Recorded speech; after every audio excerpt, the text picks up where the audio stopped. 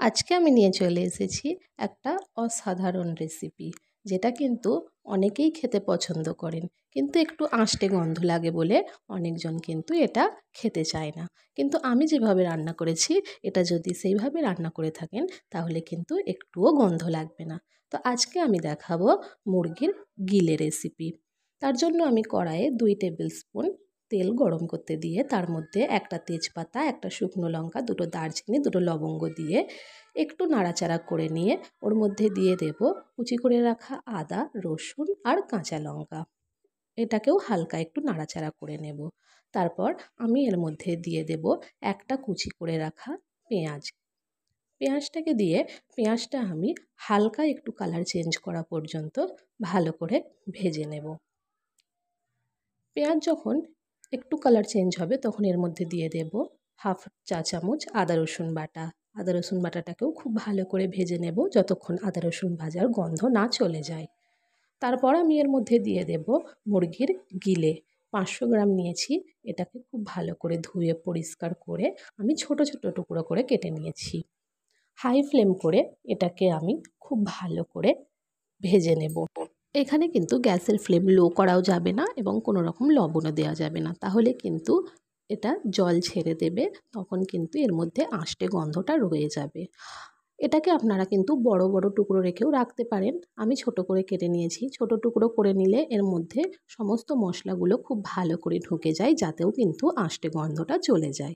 তারপর high flame করে এটাকে আমি মিনিট 5-7 খুব ভালো করে ভেজে নিয়েছি। দেখতেই পাচ্ছেন এখানে কিন্তু গিলেটা কালার চেঞ্জ করে দিয়েছে। তখন আমি এর মধ্যে দিয়ে দেব একটা টমেটো কুচি, দিয়ে গ্যাসের ফ্লেম লো করে ঢাকা দিয়ে রেখে দেব 2 মিনিট। 2 মিনিট পর ঢাকা খুললে এখানে কিন্তু টমেটোটা সেদ্ধ হয়ে গেছে। একটু নাড়াচাড়া করলেই কিন্তু টমেটো একদম গলে গেছে, দেখতেই পাচ্ছেন। তারপর এটাকে আবারও একটু ভালো নাড়াচাড়া করে নিয়ে এর মধ্যে দিয়ে দেব স্বাদ অনুযায়ী লবণ, হলুদ গুঁড়ো হাফ চা চামচ, লঙ্কা গুঁড়ো হাফ চা চামচ, জিরে গুঁড়ো হাফ চা চামচ, ধনে গুঁড়ো 1 চা চামচ আর দিয়ে দেব 1 চা চামচ কাশ্মীরি লাল লঙ্কার গুঁড়ো। সামান্য জল দিয়ে আবারও মশলাটাকে আমি মিডিয়াম ফ্লেমে খুব ভালো করে কষিয়ে নেব। কাশ্মীরি লঙ্কাটা কিন্তু অপশনাল, এটা একটা দিলে কিন্তু খুব সুন্দর কালার আসে, না থাকলে আপনারা না দিতেও পারেন।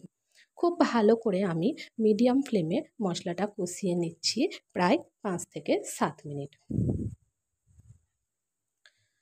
5-7 মিনিট পর এটাকে আমি ঢাকা দিয়ে মশলাটা কষতে দেব প্রায় 2-3 মিনিট। 2-3 মিনিট পর ঢাকা খুলে আবারও আমি এটাকে নাড়াচাড়া করে নেব। মশলাটা কিন্তু যত ভালো করে কষাবেন এই রেসিপির টেস্টটা কিন্তু ঠিক ততই সুন্দর হবে।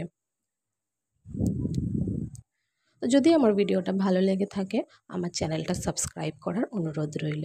ভিডিওটা ভালো লাগলে একটা লাইক, কমেন্ট আর বন্ধুদের মাঝে আমার ভিডিওটা শেয়ার করার অনুরোধ রইল। মশলা ভালো করে কষানো হয়ে গেলে এখানে ব্যবহার করব আমি পরিমাণ মতো গরম জল।